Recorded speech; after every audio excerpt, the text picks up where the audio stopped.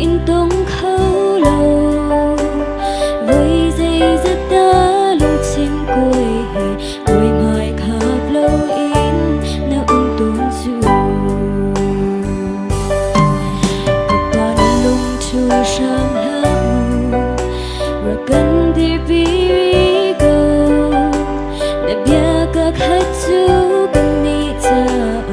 dùng ra lòng xuôi tu phi na gần gì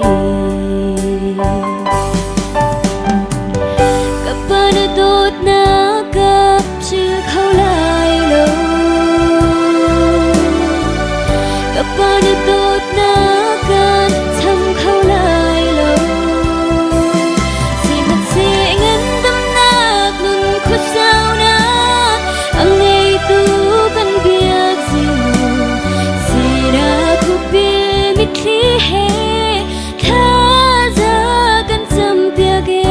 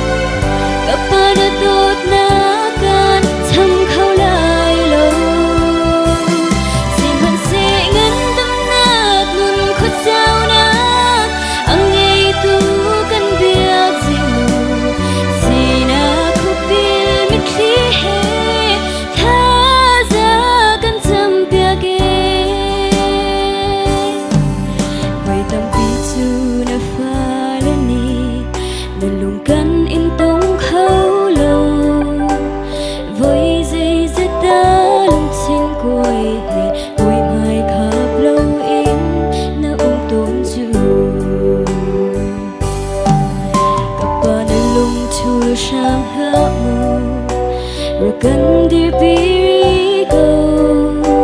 để bia các khách du cần đi cha dùng ra lòng xuôi tu phim na gần gì các bạn tốt na gặp chưa khâu lại lâu các bạn tốt na gần thầm khâu lại lâu sao na anh ấy tu cần biết gì gì na khu biết mít khí hè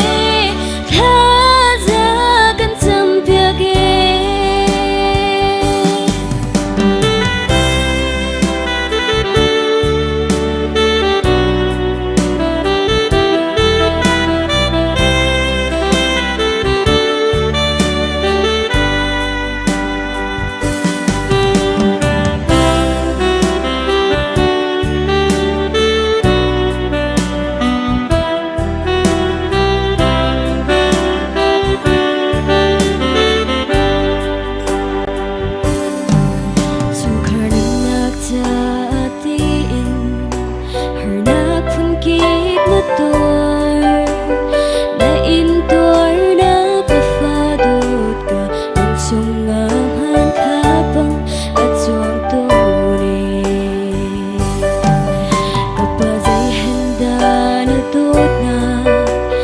Hãy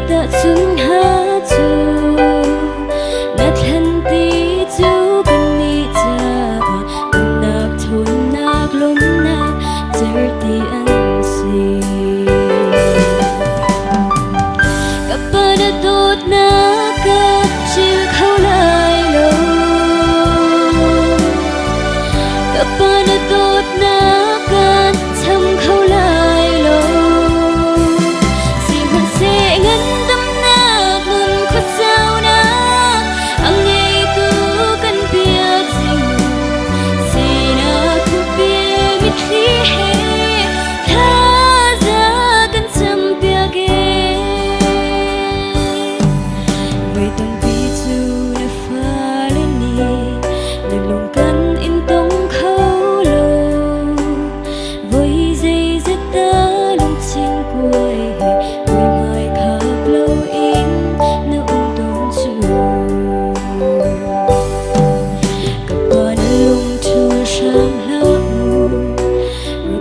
dear birigo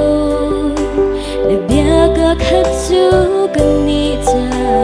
dùng giờ lòng trôi tu phim na gần si kapana